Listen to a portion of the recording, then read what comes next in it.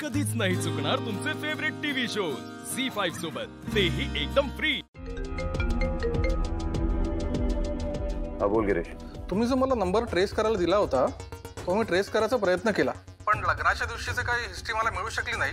पण एक खूप महत्त्वाची गोष्ट आहे, ती म्हणजे अशी की तो नंबर बरेच दिवस गेले तुमच्या घराच्या लोकेशन मधून ऍक्टिव्ह होता। म्हणजे किडनॅपर माझ्या घरात बसून फोन वापरतोय।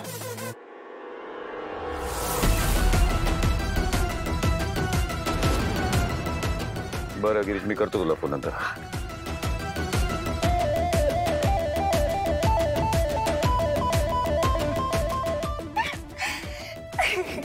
Enough.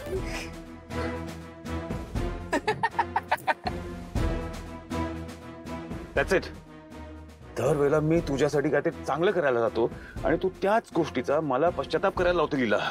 आता पण मी तुला का वाचवलं ना मलाच कळत नाही।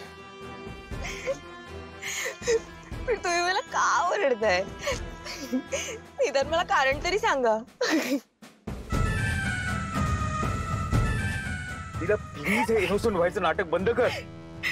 तुझ्यासाठी खोटारडी मुलगी ना मी आजपर्यंत पाहिली नाहीये।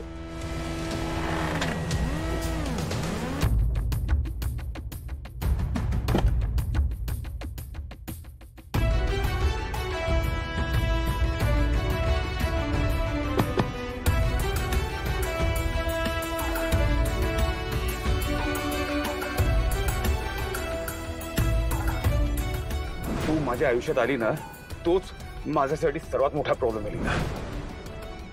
आता पण मी तुला का वाचवलं ना मलाच कळत नाही। नसून होण्याचं नाटक बंद कर लीला। तुझ्यासारखी खोटारडी आणि चीटर मुलगी ना मी कधीच पाहिली नाहीये। एजी केवढे ओरडले माझ्यावर, असं कसं कोणी वागू शकतं? आणि मुळात का करते मी हे सगळं? एजींच्या विरोधात इन्व्हेस्टिगेशनची, त्यासाठी एवढा अपमान सहन करण्याची किंवा पुरावे गोळा करण्याची खरंच काही गरज आहे का मला? का त्रास का सहन करून घेऊ मी?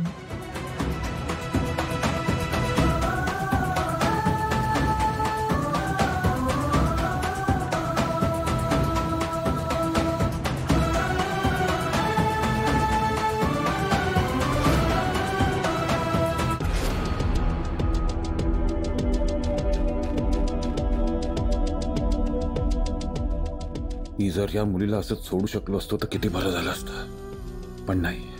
After all she is my wife, या घरची सून आहे ती, आणि जोपर्यंत हे लग्न आहे तिची माझ्यावर रिस्पॉन्सिबिलिटी आहे। माझा राग किती जस्टिफाईड असला तरी मी तिला असं सोडू नाही शकत।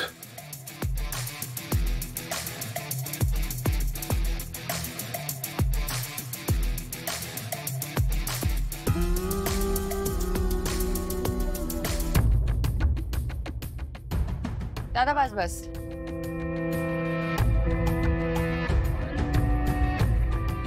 दादा पे केले।